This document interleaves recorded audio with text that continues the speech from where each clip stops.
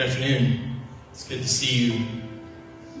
It's really good to see all of you again. It is crazy just how life can take us in so many different directions, and most of you I haven't seen for over 20 years, and this is an odd moment for all of us maybe. Y'all look really old. I just imagine some of us maybe have had a little bit of trepidation about this event, just seeing a bunch of people that we haven't seen in forever, having all of us reflect on such a shaping memory for all of us at the same time, and not really knowing what emotions would come to the surface as we look people in the eyes, we reflect on these events, and all at the same time. It kind of feels like a giant counseling session that all of us are experiencing together. When I did get the email from Dawn, I knew that there was absolutely no way I was going to miss this event, and so it is really good to see all of you. I do want to talk about Ryan and Bonnie.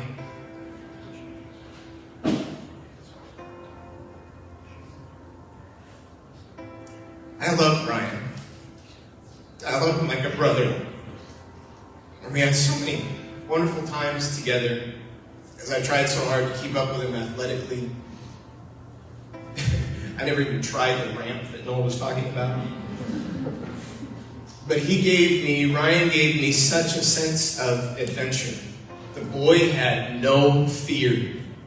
It was his strength, and of course, it was his weakness as well. But today I just want to focus on the strength part of it. There was a time once, Noel, Don, you probably don't even know this story. There was a time once where Ryan and I went to the Palisades together. It was just the two of us. And we were climbing this cliff, and it seemed rather easy towards the bottom, but it just got harder and harder. And Ryan was just way more courageous than I was. I stopped. We got 30 feet off the ground or something, and I stopped, and he just kept going. And I thought, there's no way I can do what he's doing. I don't trust myself, so I'm just going to stay here, and I'm just going to hope and pray that he can pull this off, because if he can't, then he's going to end up taking us both out, And so he's about 20 feet above me, and I'm watching him, and he's slowing down, and all of a sudden, he says, my grip's giving out, I'm going to jump to the tree. And there's a tree next to me. He's way up there. There's a tree next to me growing out of the cliff. He just jumped to it like a spider monkey. He just lands in this tree. The tree just bows as he lands in it. And he climbs down off of this tree. Did you ever tell this story? Climbs down off this tree. We climbed down to the bottom of the cliff, and it was like it didn't even cross his mind that was a close call. He was fine with it. Maybe some of you have seen the documentary Free Solo. Have you seen the movie The Alpinist? Okay, put that on your list. That's Ryan too.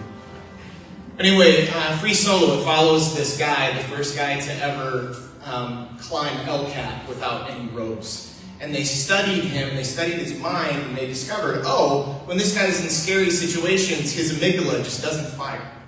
I'm like, that's Ryan. I watch Free Solo, I see Ryan.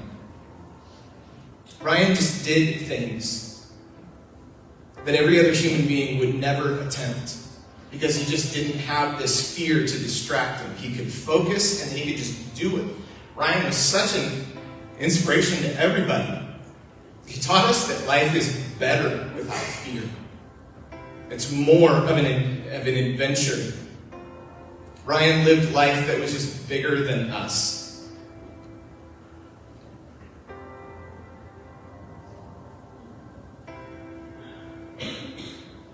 It's a whole lot easier without Don sitting right there. Ryan just didn't have a tentative bone in his body. There was more excitement, more novelty, more exploration, more discovery. He seemed to live in a different world, one that had a significant amount more magic in it. But I'll tell you, the most shocking moment that I ever experienced in my life was when I found out that Ryan had robbed that mercantile bank. That was the most shocking moment that I've ever experienced. I could not believe it. I started with total disbelief and after that, utter shock as this information slammed its way into my unwilling mind. My mom called me when I was at work, and she said, "You heard about the bank robbery?" I said, "Yeah." She said, "Well, it was Ryan Washburn." I said, "No way." She said, "Yes, it was." I was like, "No, Mom, it wasn't. There must be had to be somebody different." She said, "No, Ben, it was Ryan. You need to go see Don and Noel." So Nate Abramson was working with me.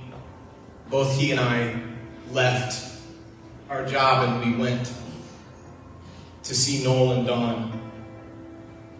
And I was still in this place of disbelief. I was like, this is not happening. I'm going to go here and I'm going to find out that it wasn't Ryan. Ryan's going to be inside that house when I go there. And Noel opened the door and he collapsed in my arms. This man in his 40s, weeping in the arms of his lost son's 16-year-old friend. And that broke me. That was when the grenade went off. Ears ringing, shell-shocked. This actually happened. This impossible thing is somehow possible. And I just want to talk about that. When we receive information that truly feels impossible, what do we do with that? Because the truth is, Ryan was leading a Bible study in my house just a little bit before this all happened. How do you go from one extreme to the other like that? How do you go from being so passionate for God, those Mexico trips? How do you go from that to robbing a bank in such a short period of time? I knew Ryan. He knew me. Me and Ryan said I love you to each other all the time. That's not normal for 16-year-old friends. He was precious. How can this happen, Every evidence that I had was that Ryan was a wonderful, God-fearing, humble, caring young man. Sure, he made his mistakes. He had his struggles, but we all do. But come on, he was supposed to be this dude that we were going to be close friends for the rest of our lives. His crazy antics were going to entertain me for decades to come. Maybe we'd go to college together or work together. But even if life would separate us, we would be able to catch up and be in each other's lives, supporting each other, caring for each other, pouring truth and strength into each other. I was absolutely certain of my future with Ryan. I was secure there. And then the grenade went off. And something in me snapped. What that moment taught me was that nothing is certain in life. Nothing is guaranteed. Even the things that you find the most security in can be ripped from you in a heartbeat. And not only that, but it can be ripped from you in a way that you couldn't even possibly imagine. If Ryan died in a car accident, I could believe that. I could accept that. I could process that so much easier. If he died of some rare cancer, I could believe that. I could accept that. But he died while robbing a bank, and that was just simply impossible. And so it was like God was forcing something into my mind that was impossible. I refused to accept it. I can't accept this. I won't accept it. To accept it is to reject my very base understanding of how the world even operates. To accept this is to accept something else like this. Something this shocking could happen again. To accept this is to accept that I'm not safe anywhere. In any relationship, any situation, there is no such thing as security. And there were these seeds. I'm sure you can relate. There were these seeds of bitterness and resentment just begging me to give attention to them. But reality is unbending. You can try to force reality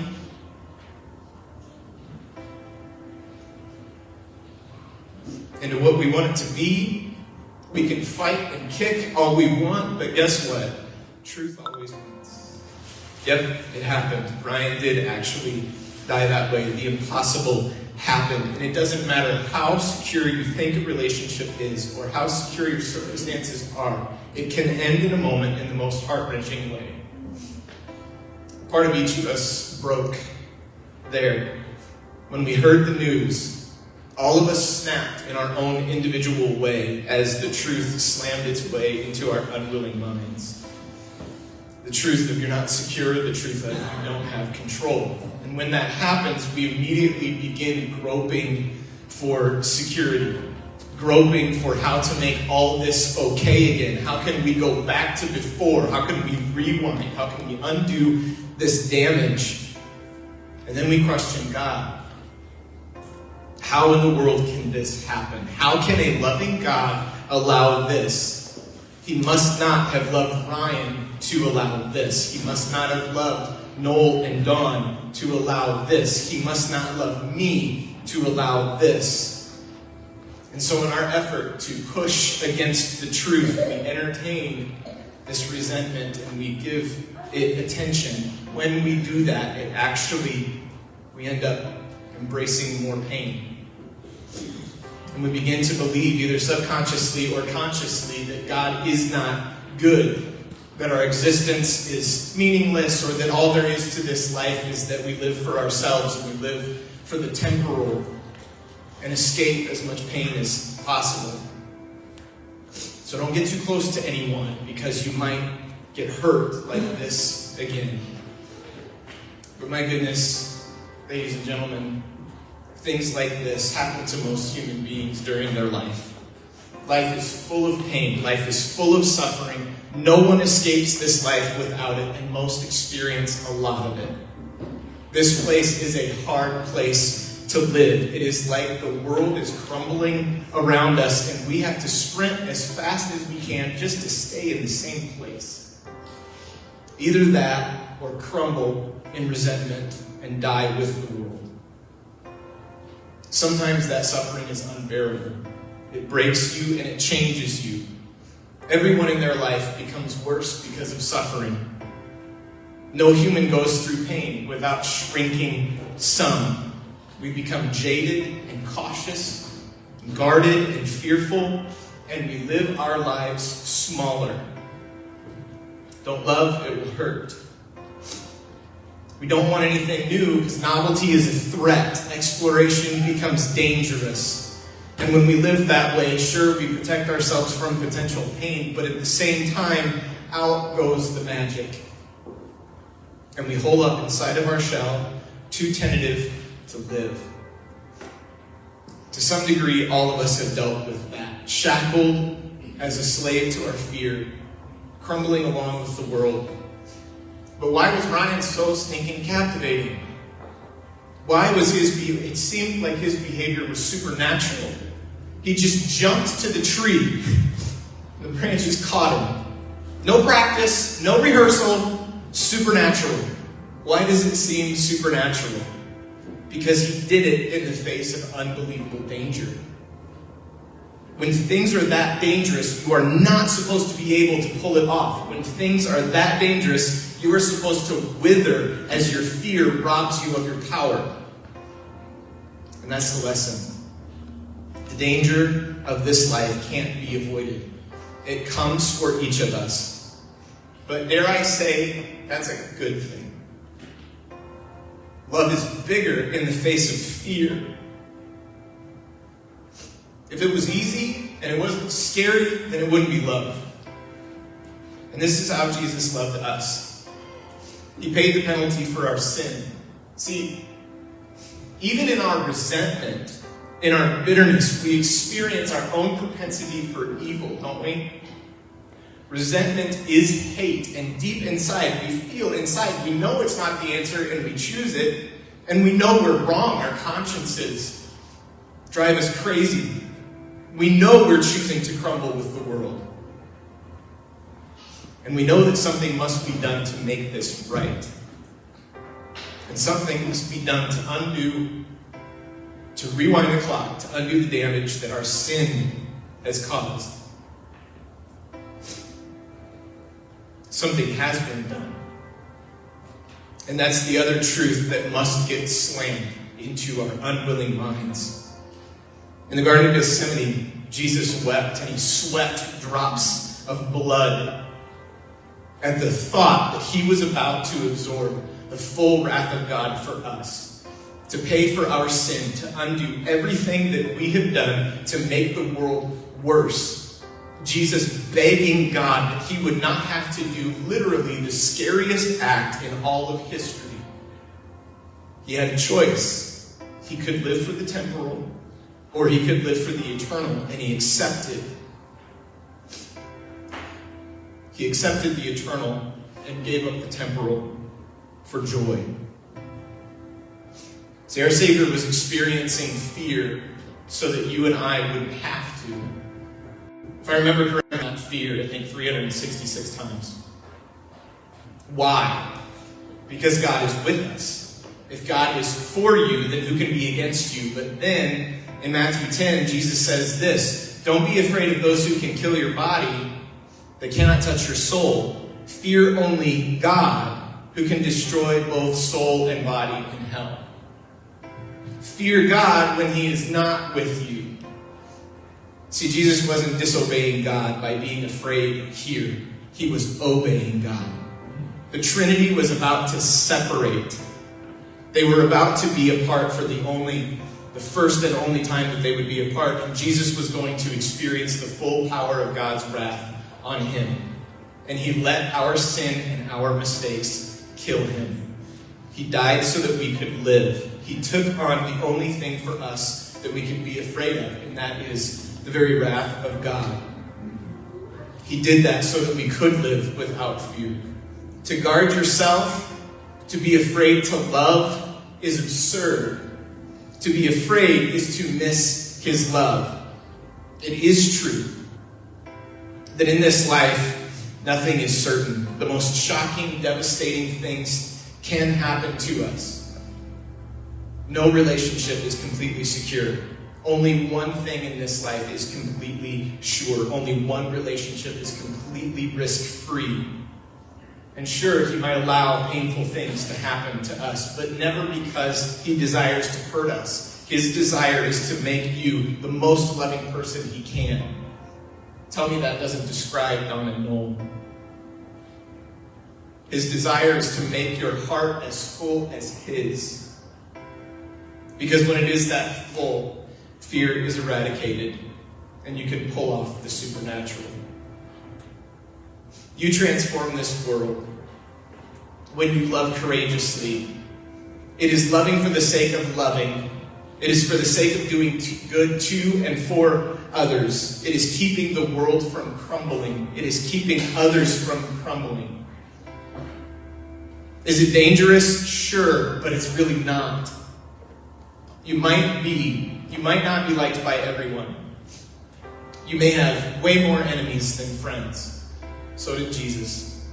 You might be betrayed by those closest to you. You might be wrongly accused and abandoned. You may experience an unbearable amount of pain that you did not do anything to deserve. So did Jesus. You might love in huge ways and not get anything in return. Or you might lose the ones who do give you love in return. So did Jesus. If God is for us, then who can be against us? Love anyway. It's worth it. You don't do it for the temporal. You do it for the eternal. Life's an adventure, right? Let's not be too tentative to live it. If you're here this afternoon and you want to know more about Jesus, or whoa, I want to make sure that God is for me and not against me, then please feel free to talk to me. Unless you're too scared. God bless you guys. Thank you.